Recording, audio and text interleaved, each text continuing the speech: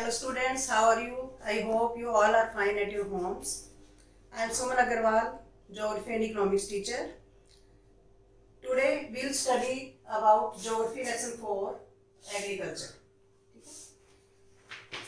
As you know, India is an agricultural country because a large population of India is dependent on agriculture.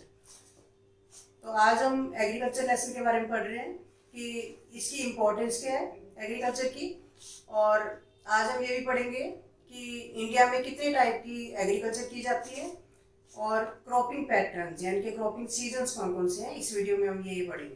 ठीक है, तो सबसे पहले what is the meaning of agriculture. अगर हम Latin भाषा के वर्ड के हिसाब से इसका मीनिंग देखते हैं तो एग्रीकल्चर दो वर्ड से मिल के बना है। एग्री मतलब field and culture means cultivation, यानी कि कल्टीवेशन ऑफ फील्ड्स, मतलब फील्ड्स की जो हम कल्टीवेशन करते हैं उसको हम क्या बोलते हैं, एग्रीकल्चर। तो एग्रीकल्चर हमारे इंडिया के लिए बहुत ज़्यादा इम्पोर्टेंस रखती है। क्यों रखती है, सबसे पहले हम ये देखते हैं इम्पोर्टेंस क्या है इसकी। एग्रीकल्चर इंडिया के लिए इंपॉर्टेंट क्यों है? सबसे पहले 2/3 population is dependent on agriculture.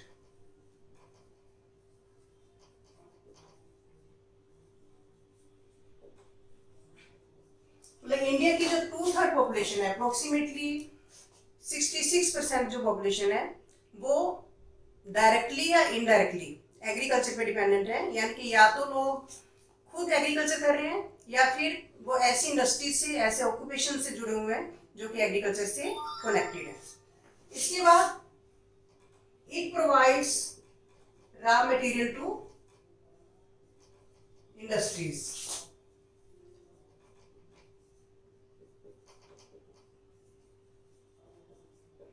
जो एग्रीकल्चर है उसमें बहुत सारी ऐसी क्रॉप्स हैं जो इंडस्ट्रीज के लिए रॉ मटेरियल बनती हैं। इंडस्ट्रीज उन पे डिपेंडेंट है अपने रॉ मटेरियल के लिए। जैसे कि शुगर इंडस्ट्री है, वो रॉ मटेरियल उसका क्या है, शुगर केन। वो किससे मिलता है, उसको एग्रीकल्चर से मिलता है। ऐसे ही बहुत सारी इंडस्ट्रीज हैं जो कि अपने रॉ मटेरियल के लिए किस पे डिपेंडेंट है, एग्रीकल्चर पे। तो इसलिए भी इम्पोर्टेंट है। इसके बाद इट प्रोवाइड्स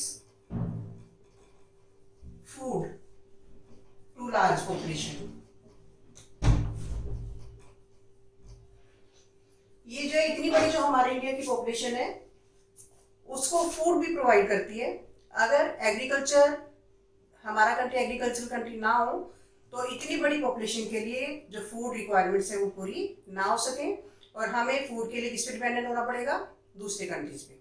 तो एग्रीकल्चर हमारी इतनी बड़ी पॉपुलेशन की जो फूड रिक्वायरमेंट्स है उसको भी पूरा करती है।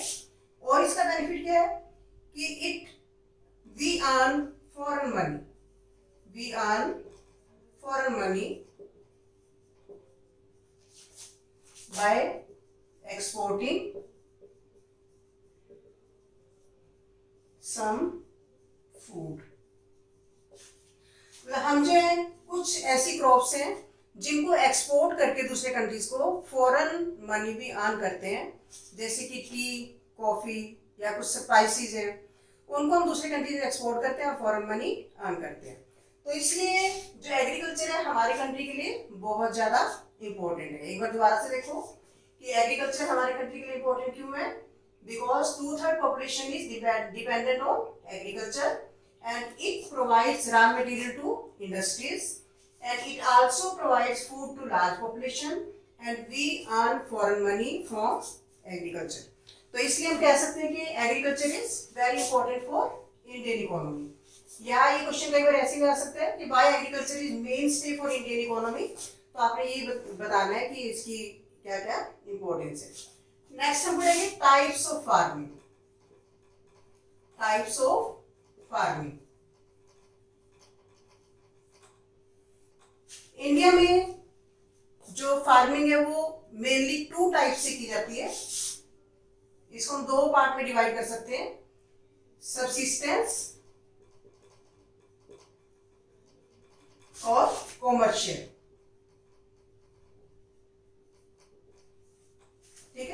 अब जो एग्रीकल्चर है वो बहुत पुराने टाइम से इंडिया में जो हम कर रहे हैं, यानी कि एज ओल्ड, ये जो ऑक्यूपेशन का एक जरिया है हमारी कंट्री में। तो इसमें हमारी जो लार्ज पॉपुलेशन है इस पे डिपेंडेंट है। तो पुराने टाइम से जो एग्रीकल्चर की जा रही है उसके मेथड्स में धीरे धीरे कुछ चेंजेस आए हैं, लेकिन अभी भी हमारे इंडिया में कुछ पार्ट्स में जो पुराने तरीके से एग्रीकल्चर की जाती है सबसिस्टेंस लेवल पे, और कुछ पार्ट्स में जो है वो मॉडर्न तरीके से एग्रीकल्चर की जाती है। तो मेनली हम जो है फार्मिंग को या एग्रीकल्चर को दो पार्ट में डिवाइड कर सकते हैं, सबसिस्टेंस एंड कॉमर्शियल। तो सबसे पहले हम इसका मीनिंग समझते हैं कि सबसिस्टेंस और जो इसमें कॉमर्शियल में डिफरेंस क्या है। सबसिस्टेंस मतलब जो अपने गुजारे के लिए करते हैं फार्मर, मतलब जिसमें फार्मर्स का मेन मोटिव केवल अपनी फैमिली का रीअप करना, फैमिली को पालना, ये उसका मेन मोटिव होता है। उसके बाद फैमिली की नीड्स को पूरा करने के बाद जो उसके पास बचता है वो उसको मार्केट में सेल कर देते हैं। तो ऐसी फार्मिंग को हम क्या बोलते हैं, सबसिस्टेंस फार्मिंग। दूसरी टाइप की फार्मिंग होती है कॉमर्शियल। कॉमर्शियल यानी कि जिसमें फार्मर्स का मेन मोटिव क्या होता है कि उस क्रॉप को मार्केट में सेल करके पैसे कमाना। तो जिसमें फार्मर्स ऐसी क्रॉप्स ग्रो करते हैं जिसको मार्केट में बेच के वो ज्यादा से ज्यादा मुनाफा कमा सके, तो ऐसी क्रॉप्स को हम क्या बोलते हैं, कॉमर्शियल फार्मिंग। तो दो तरीके से फार्मिंग ये जो करते हैं फार्मर्स। फिर सबसिस्टेंस लेवल की जो फार्मिंग है उसको भी आगे हम दो पार्ट में डिवाइड कर सकते हैं, एक तो प्रीमिटिव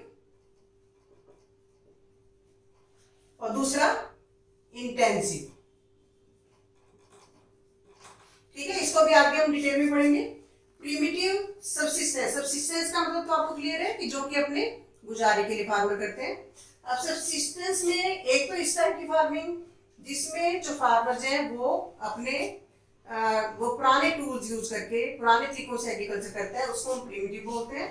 इंटेंसिव जिसमें जो फार्मर है वो मॉडर्न टूल्स यूज करता है, लेकिन उसमें जो है फार्म्स का साइज जो बहुत छोटा होता है, तो मॉडर्न टूल्स को यूज करके वो छोटे छोटे फार्म से ज्यादा जो है वो यील्ड लेने की कोशिश करता है, उसको क्या बोलते हैं, इंटेंसिव। कॉमर्शियल का भी एक और टाइप है प्लांटेशन, ये भी हम इसमें पढ़ेंगे कि कॉमर्शियल फार्मिंग का एक और जो टाइप है प्लांटेशन फार्मिंग। ठीक है, तो इस तरह से हम फार्मिंग को डिवाइड कर सकते हैं, सबसिस्टेंस, कॉमर्शियल। ठीक है, सबसिस्टेंस को प्रिमिटिव इंटेंसिव में और कॉमर्शियल को प्लांटेशन में। इसको हम डिटेल में पढ़ते हैं आगे।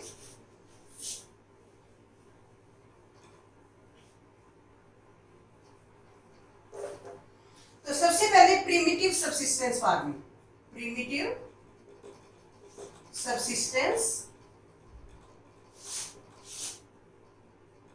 फार्मिंग। इसका मीनिंग तो मैंने आपको क्लियर कर ही दिया। प्रीमिटिव सबसिस्टेंस फार्मिंग मतलब जो पुराने मेथड से अपने गुजारे के लिए फार्मिंग की जाती है उसको हम क्या बोलते हैं, प्रीमिटिव सबसिस्टेंस फार्मिंग। तो इसकी क्या क्या कैरेक्टरिस्टिक्स है, क्या क्या फीचर्स हैं। इसको स्मॉल पैच पे, सबसे पहले तो स्मॉल पैचेज ऑफ लैंड,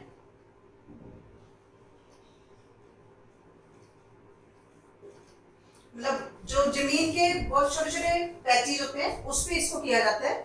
और इसमें प्रिमिटिव टूल्स यानी कि जो बहुत पुराने टाइम से जो फार्मर्स टूल यूज करते हैं, जैसे हो डो या डिगिंग स्टिक्स हैं, उस तरह के जो टूल्स है वो यूज करते हैं। मतलब मॉडर्न टूल जिसमें यूज नहीं किए जाते, प्रिमिटिव टूल्स आर यूज्ड। ठीक है, तीसरा क्या है कि इसमें it depends on monsoon, depends on monsoon. ये मैं आपको की पॉइंट्स दे रही हूँ, इसको फिर आप इलेबोरेट करके अपने नोट्स में लिख सकते हो। डिपेंड्स ऑन मॉनसून मतलब ये जो इसमें इस टाइप की जो एग्रीकल्चर है उसमें फार्मर्स इरिगेशन के मीन्स यूज नहीं करते, बल्कि वो अपने जो क्रॉप्स हैं उसमें पानी के लिए इससे डिपेंडेंट होते हैं मॉनसून पे। तो मॉनसून आने से पहले वो जो सीड्स को सो कर देते हैं फील्ड्स में, और जब मॉनसून आती है तो उसको जो ऑटोमेटिकली पानी मिल जाता है। तो ये इरिगेशन के लिए किस पे डिपेंडेंट है, मॉनसून पे। ठीक है, तो इसमें एंड नेचुरल फर्टिलिटी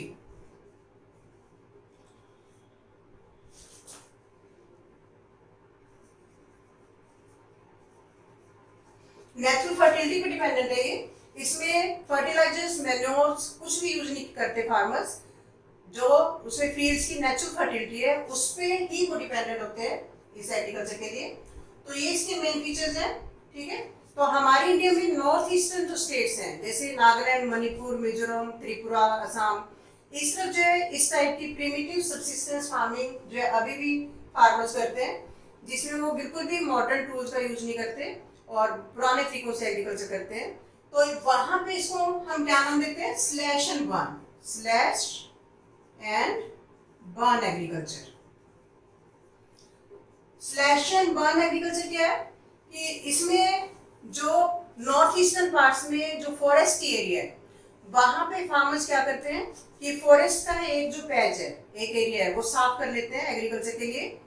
वहां पे कुछ साल खेती करने के बाद जो है फिर जब वहां की फर्टिलिटी खत्म हो जाती है तो दूसरे एरिया को जो है वो दूसरे पैच को अपने एग्रीकल्चर के लिए साफ कर देते हैं।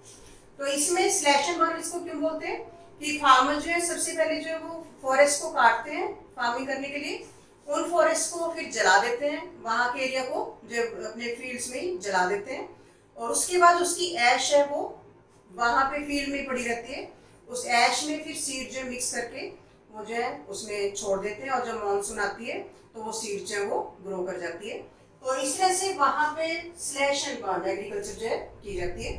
स्लैश एंड बर्न एग्रीकल्चर के कई नाम है, जैसे नॉर्थ ईस्टर्न स्टेट्स में स्लैश एंड बर्न तो क्लियर हो गया, पहले इसको फील्ड को साफ करेंगे, उसके बाद फिर उसमें बर्न करके उसमें जो सीड्स डाल के एग्रीकल्चर करेंगे, और कुछ सालों के बाद उसको जो प्लेस को चेंज कर लेते हैं। तो इसका स्लैश एंड बर्न को और क्या नाम दे सकते हैं, शिफ्टिंग कल्टीवेशन, क्योंकि जो फार्मर्स है अपना प्लेस बार बार शिफ्ट करते रहते हैं कुछ सालों के बाद, तो इसलिए इसका दूसरा नाम क्या है, शिफ्टिंग कल्टीवेशन, ठीक है। इसको शिफ्टिंग कल्टीवेशन भी बोल सकते हैं, या फिर इसको जो है नॉर्थ ईस्टर्न स्टेट्स में क्या बोलते हैं, जूमिंग, जूमिंग बोलते हैं। तो इसमें स्लैश एंड बर्न एग्रीकल्चर के अलग अलग एरियाज में वर्ल्ड के डिफरेंट पार्ट्स में अलग अलग नाम है। आपकी जो एनसीईआरटी बुक में ये इसके नाम दिए हुए हैं, तो आप यहाँ से इसको लर्न कर सकते हो, मतलब एमसीक्यू में या 1 मार्क क्वेश्चन में आपको पूछ सकते हैं ये। लेकिन ज्यादातर क्या पूछते हैं कि जो नॉर्थ ईस्टर्न स्टेट्स है इसका नाम क्या है, जूमिंग बोलते हैं, और स्लैश एंड बर्न का दूसरा नाम क्या है, शिफ्टिंग कल्टीवेशन। तो इस तरह से सबसे पहली जो एग्रीकल्चर हमने कौन सी की, प्रिमिटिव सबसिस्टेंस फार्मिंग, ये आपको क्लियर होगा। फिर नेक्स्ट हमने पढ़ना है सबसिस्टेंस टाइप का। सबसिस्टेंस फार्मिंग का दूसरा जो टाइप है वो कौन सा है, intensive farming, intensive subsistence farming.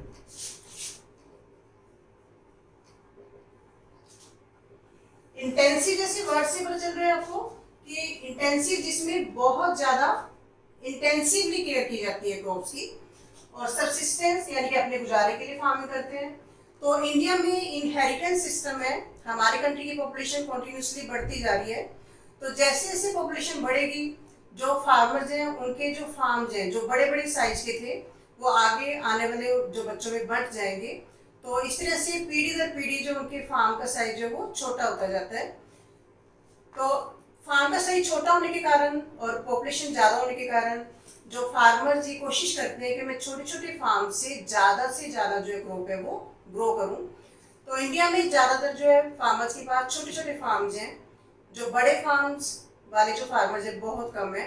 तो छोटे छोटे फार्म्स पे जो फार्मर्स हैं वो ये कोशिश करते हैं कि ज़्यादा से ज़्यादा फर्टिलाइजर्स यूज़ करके, ज़्यादा से ज़्यादा इरिगेशन के मीन्स यूज़ करके और इंटेंसिवली क्रॉप्स की केयर करके हम पर एकड़ जो यील्ड है वो ज़्यादा से ज़्यादा ले लें।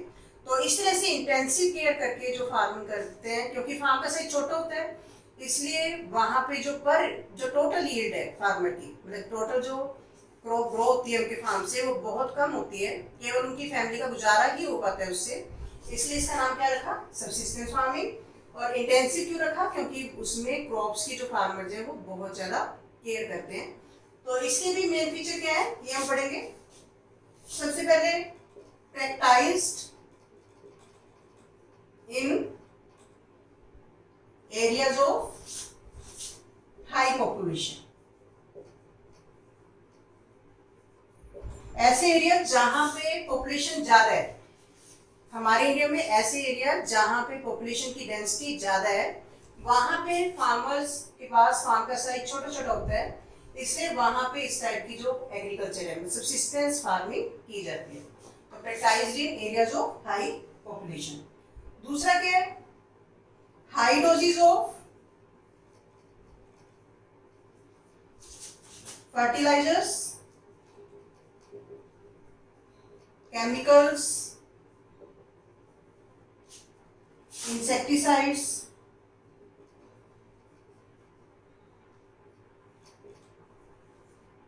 and means of irrigation are used. Means of irrigation used. तो जो फार्मर्स है वो ज्यादा क्रॉप लेने के लिए फर्टिलाइजर भी यूज करेंगे, केमिकल्स भी यूज करेंगे, इंसेक्टिसाइड्स, ठीक है, कीड़ों को मारने की दवाई भी यूज करेंगे, पेस्टिसाइड्स भी यूज करेंगे, और इरिगेशन के मीन्स भी वो यूज करेंगे, ताकि उनके जो फील्ड से ज्यादा क्रॉप वो ग्रो कर सके। तो ये भी इसकी कैरेक्टरिस्टिक है। उसके बाद क्या है,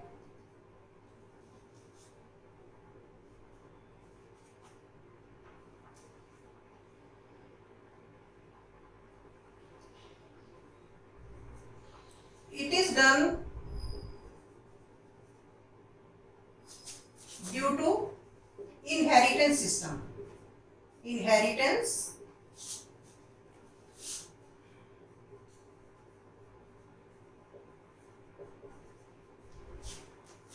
मतलब इंडिया में जो राइट टू इनहेरिटेंस है, मतलब जो फादर की प्रॉपर्टी है वो बच्चों में बढ़ जाती है। तो इस कारण से जो इंडिया के बहुत सारे पार्ट्स में ये जो इंटेंसिव सब्सिस्टेंस फार्मिंग की जाती है। पंजाब और हरियाणा में भी कुछ फार्मर्स के पास तो फील्ड्स बहुत बड़े बड़े हैं, लेकिन जिनके पास फील्ड्स का साइज छोटा है वो इस तरह के जो मेथड्स अपना के हाई क्वांटिटी में जो है इंसेक्टिसाइड पेस्टिसाइड यूज करके वो जो अपने छोटे से फील्ड से ज्यादा क्रॉप लेने की कोशिश करते हैं। तो इस तरह से जो क्रॉप अपनी फैमिली के लिए बहुत ज्यादा केयर करके की जाती है उसको हम क्या बोलते हैं, intensive subsistence farming.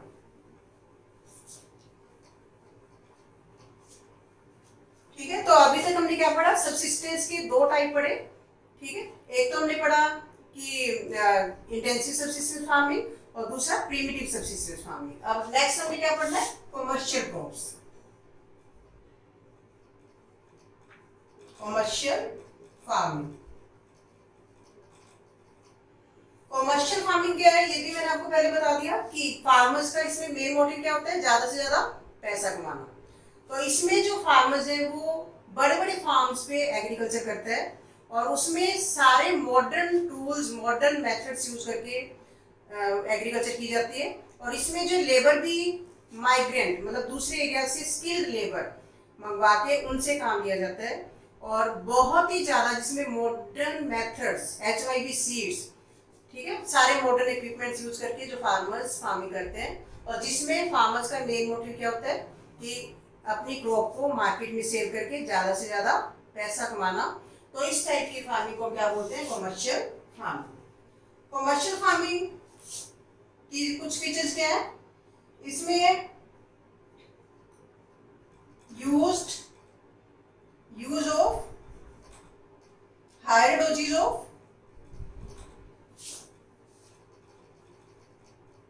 Modern inputs.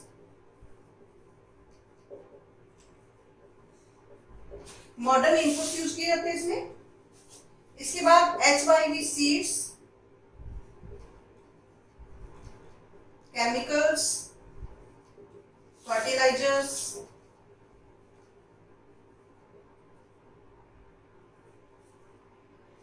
Insecticides,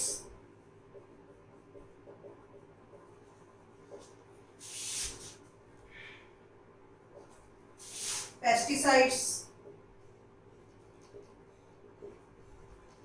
ये यूज किए जाते हैं।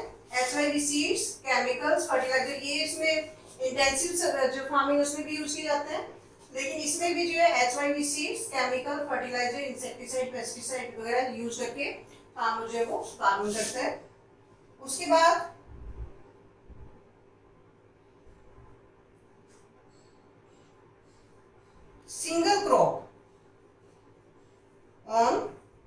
लार्ज एरिया,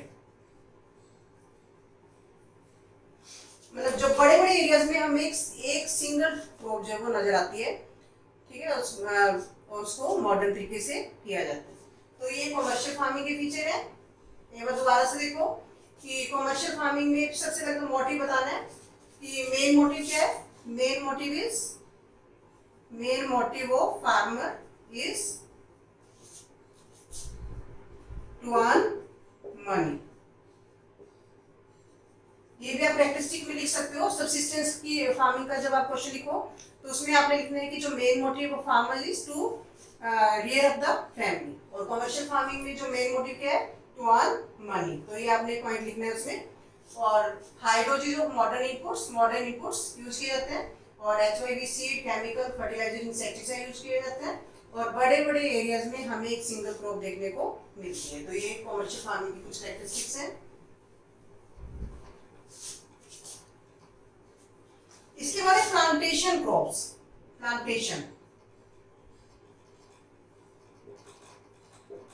प्लांटेशन फार्मिंग कौन सी होती है? ये भी कॉमर्शियल फार्मिंग का एक टाइप है। इसमें भी हमें एक बड़े बड़े एरिया में एक सिंगल क्रॉप नजर आती है, सिंगल क्रॉप, और लार्ज एरियाज।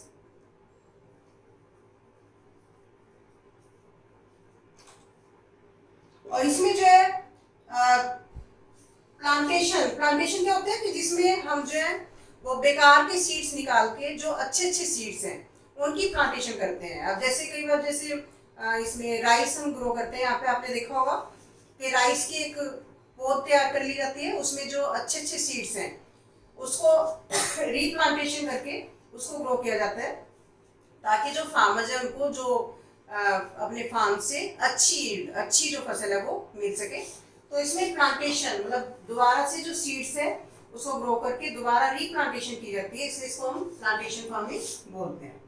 तो इसमें माइग्रेंट लेबर यूज की जाती है। जो लेबर, जैसे अब मान लो असम है, असम में टी प्लांटेशन की जाती है, तो टी प्लांटेशन के लिए जो वहां पे आसपास के एरिया से, बिहार उड़ीसा से वो स्किल्ड लेबर मंगवा लेते हैं। वो लेबर जो है वो बहुत अच्छा काम करती है और सस्ते में काम करती है। तो जो फार्मर्स हैं वो एक इंडस्ट्री की तरह काम करती है ये प्लांटेशन फार्मिंग में। जैसे मतलब इंडस्ट्री में काम होता है उस तरह से बहुत ही मॉडर्न तरीके से इसमें फार्मिंग की जाती है। और स्किल्ड लेबर, जैसे चाय की पत्तियां चुननी है तो उसके लिए बहुत ही स्किल्ड लेबर जो है आसपास के एरिया से मंगवा ली जाती है। और बड़े बड़े एरियाज में आपको अगर आप शाम के जाओ तो दूर तक आपको चाय के जो बागान है वो नजर आएंगे। इस तरह से केरला में जो है वो रबर की प्लांटेशन की जाती है। और इस तरह से डिफरेंट एरियाज में डिफरेंट क्रॉप्स की जो प्लांटेशन है वो की जाती है। और इसमें कैपिटल इंटेंसिव, ये है कैपिटल इंटेंसिव, मतलब इसमें जो पैसा बहुत ज्यादा लगता है, बहुत ज्यादा पैसा इन्वेस्ट करके जो फार्मर्स है वो फार्मिंग करते हैं, तो कैपिटल इंटेंसिव है ये। और इंडिया में जैसे कि रबर, शुगर केन, बनाना, टी, कॉफी, ये जो क्रॉप्स हैं ये प्लांटेशन क्रॉप्स का एग्जांपल है। कि हमारे इंडिया में जैसे असम में टी की प्लांटेशन की जाती है, साउथ में जो केरला की तरफ कॉफी की प्लांटेशन की जाती है, और इसी तरह से साउथ में बनाना, शुगर केन हमारे कंट्री में जो कर्नाटका में, यूपी में किया जाता है, और रबर केरला में। तो ये जो है कुछ एग्जांपल है प्लांटेशन फार्मिंग के, जिसमें बहुत ज्यादा इंटेंसिव केयर करके फार्मर जो है वो फार्मिंग करते हैं। ठीक है, तो कमर्शियल फार्मिंग आपको क्लियर है, उसके दो टाइप हैं, plantation farming and commercial farming.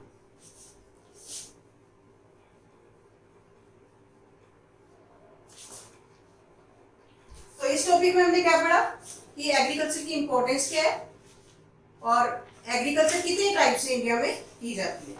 अब नेक्स्ट टॉपिक हमारा क्या है, क्रॉपिंग पैटर्न।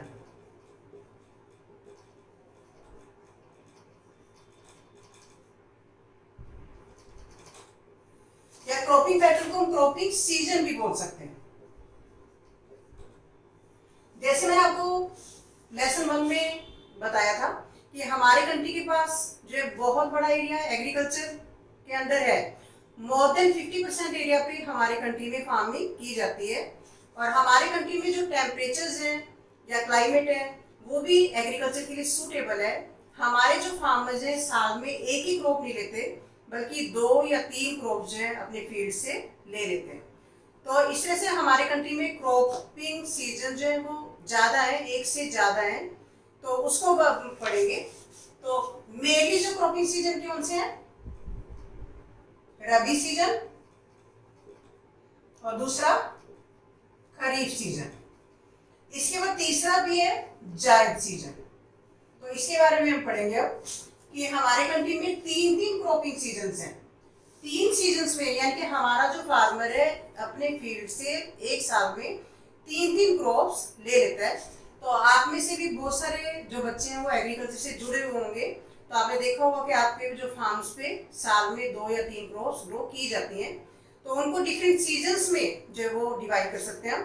क्रॉपिंग के जैसे हमारे क्लाइमेट के सीजन होते हैं, ऐसे ही क्रॉपिंग पैटर्न की यानी कि जो हम फसलें ग्रो करते हैं फार्मर्स, उसके भी 3 सीजन्स हैं, रबी सीजन, खरीफ सीजन एंड जायद season.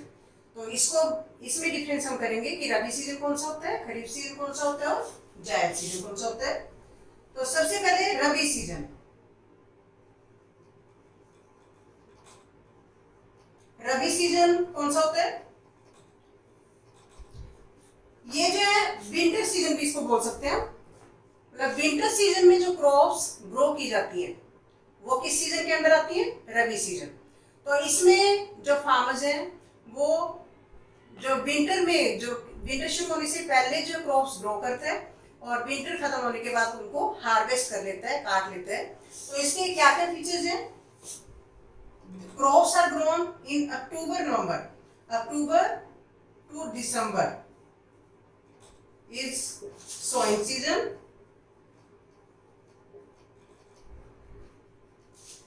and April to June is harvesting season। ठीक है। सितंबर हमारे कंट्री में जो मॉनसून सीजन है जून जुलाई अगस्त सितंबर है।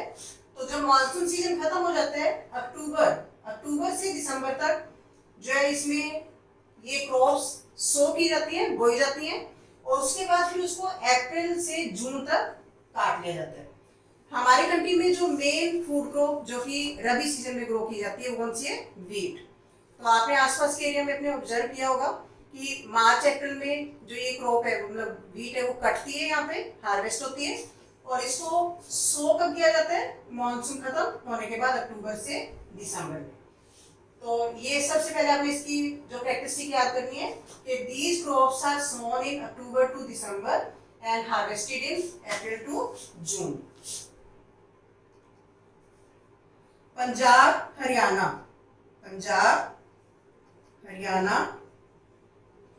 Himachal Pradesh, Jammu and Kashmir, Uttarakhand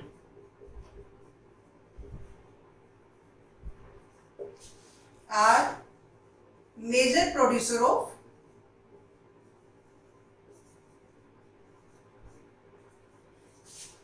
rabi crops. तो पंजाब, हरियाणा, हिमाचल प्रदेश, जम्मू कश्मीर, उत्तराखंड, यहाँ पे जो है रबी की क्रॉप्स जो है वो मेनली ग्रो की जाती है, और इसमें भी जो मेन क्रॉप कौन सी है? वीट की है। रबी क्रॉप्स में जो मेन जो क्रॉप्स है इसमें हम ये याद इसमें क्रॉप्स कौन कौन सी आपने करनी है? Wheat, barley,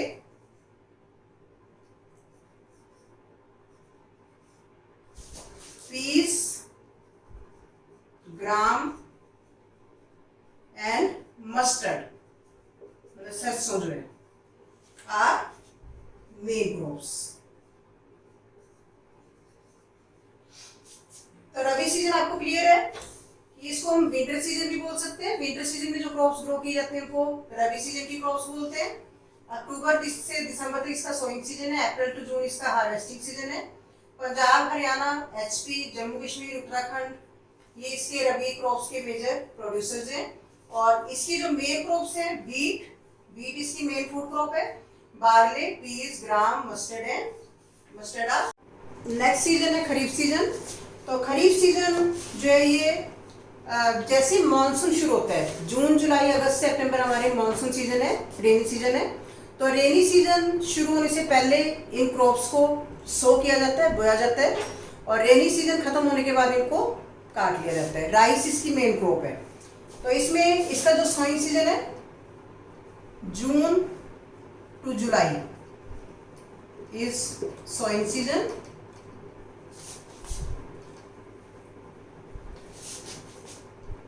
and September October are harvesting season।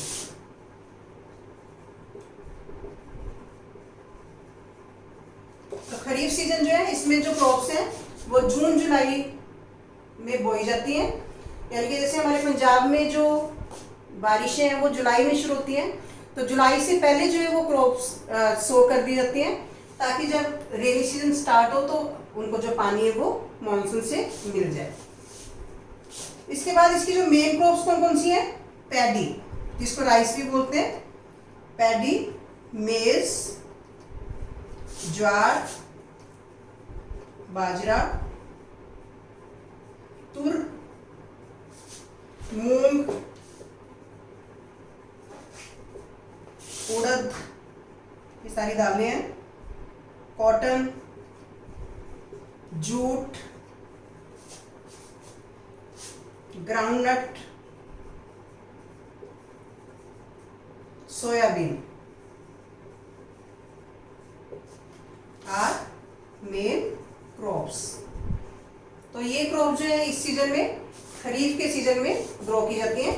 Main जो फूड क्रॉप इसमें ग्रो की जाती है कौन सी है, पैडी या राइस। तो आपसे ये क्वेश्चन ऐसे पूछ भी सकते हैं कि which is the main food crop of rabi season, तो आपने वीट बताना है, और which is the main food crop of kharif season, तो आपने क्या बताना है, पैडी या राइस। तो ये इसकी मेन क्रॉप्स है। इसके बाद इंडिया में ये जो जहां पे पानी ज्यादा मिलता है, जैसे कि असम, वेस्ट बंगाल, कोस्टल रीजन,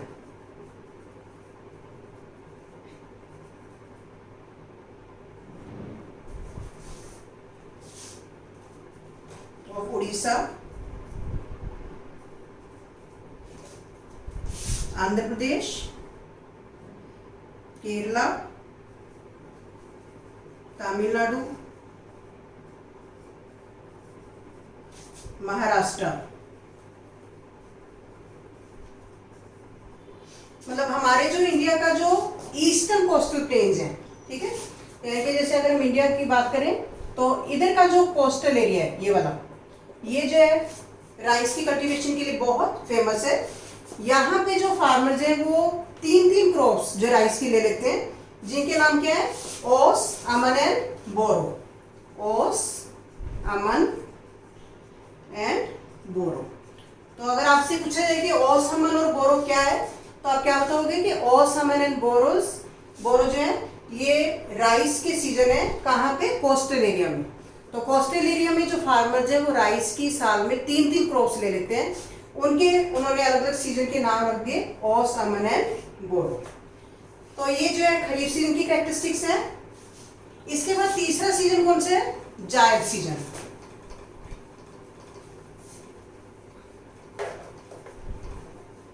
जायद सीजन कौन सा होता है,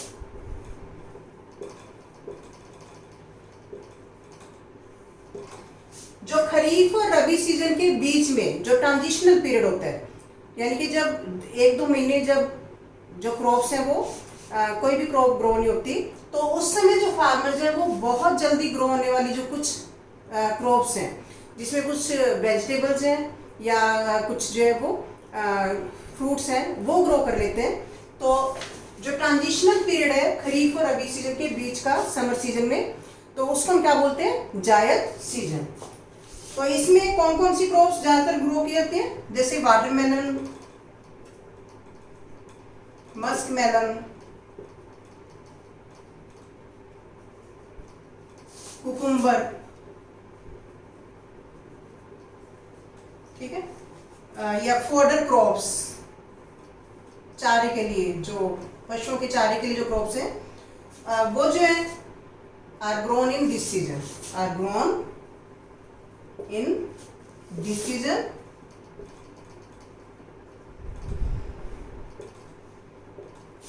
और ये क्या है, rabi, this season is between, this season is in between rabi and kharif. तो मेन सीजन तो हमारे रबी और खरीफ ही हैं, लेकिन उनके बीच में जो ट्रांजिशनल पीरियड होता है उसमें मतलब बहुत जल्दी ग्रो करने वाली जो क्रॉप्स हैं वो ग्रो की जाती हैं। तो इस सीजन का नाम क्या रख दिया, जायद सीजन। तो इस वीडियो में हम इतना ही पढ़ेंगे। आपने इसमें क्या क्या पढ़ा कि what is the importance of agriculture for Indian economy, ये आपने पढ़ा। और आपने क्या पढ़ा कि टाइप्स ऑफ फार्मिंग पढ़ा, सबसिस्टेंस एंड कमर्शियल फार्मिंग, और आपने क्रॉपिंग पैटर्न पढ़े। नेक्स्ट हम डिफरेंट जो मेजर क्रॉप्स हैं इंडिया की वो पढ़ेंगे हम नेक्स्ट वीडियो में। Thank you.